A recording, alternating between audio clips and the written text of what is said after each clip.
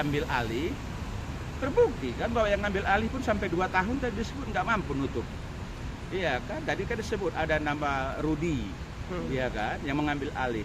Bahkan sampai tahun 2002 tadi keterangan saksi, 2022, dia nggak mampu nutup dari hasil yang ada. Nah jadi sebenarnya alasan yang disampaikan oleh saksi tadi ya karena pintar bermain silat dengan mengalihkan seolah-olah tanggung jawab Kodam. Kita tidak setuju bahwa yang bertanggung jawab atas hal ini adalah Puspopad. Nah pada saat itu siapa ketuanya? Ya beliau terdakwa. Begitu tanggapan kita. Ini kan pertama ada kesepakatan untuk mengakhiri hubungan kerjasama.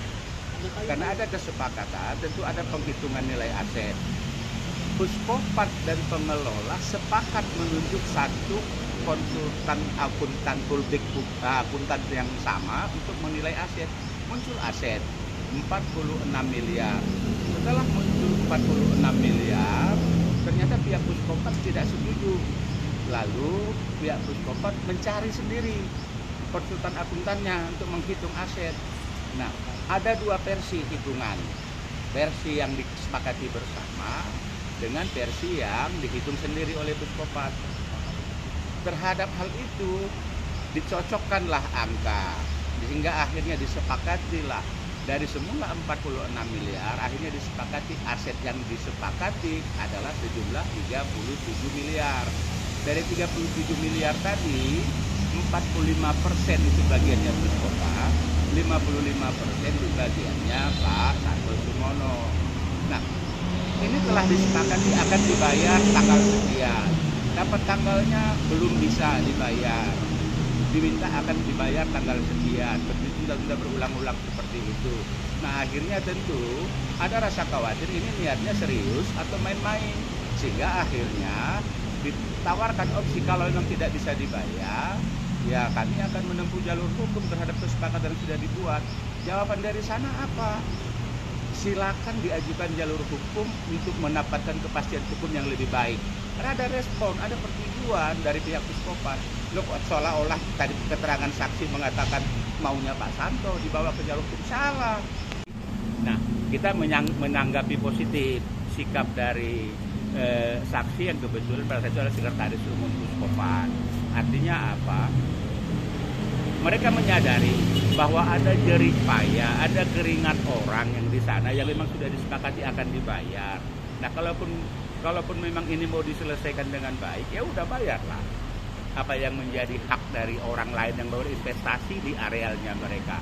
Kalau dikatakan kami nggak punya uang, nah mari kita bicara bagaimana cara pembayarannya. Tentu misalnya angsur selama berapa bulan, berapa tahun misalnya. Kan itu sebenarnya solusinya kan. Kita harap bila mana kerjasama ini masih mau dilanjutkan, malah saya nggak menghitung nilai aset saya anggap selesai. Tapi mari kerjasama lanjut. Tapi kalaupun kerjasama tidak lanjut, bayar dong hak saya. Gimana caranya? Mari kita ngomong.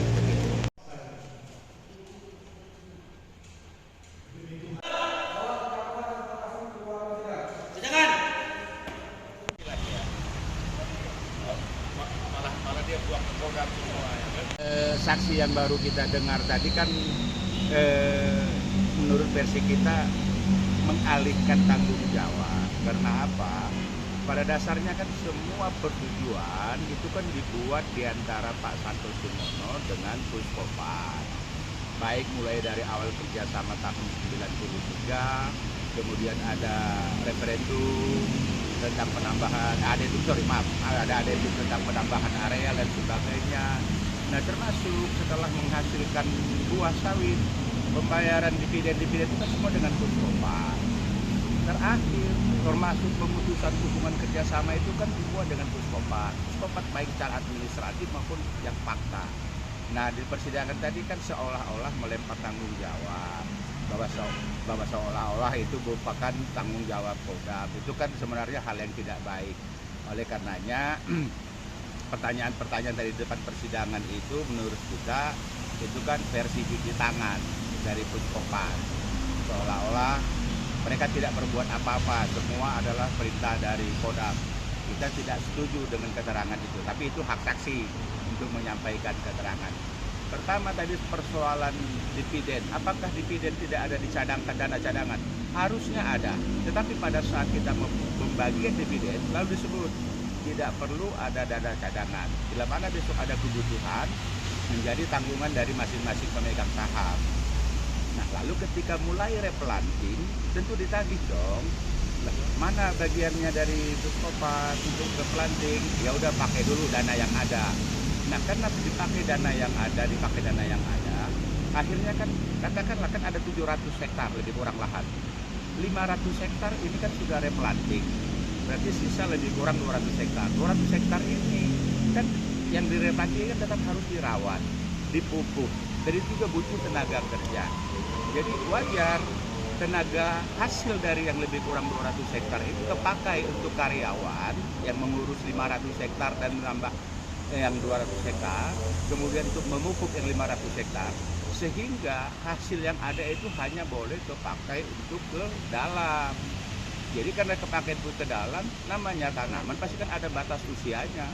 Jadi selama proses replanting ini terjadi, ya tentu tidak memberikan hasil karena semua terpakai ke internal operasional gitu. Download Tribun X sekarang, menghadirkan lokal menjadi Indonesia.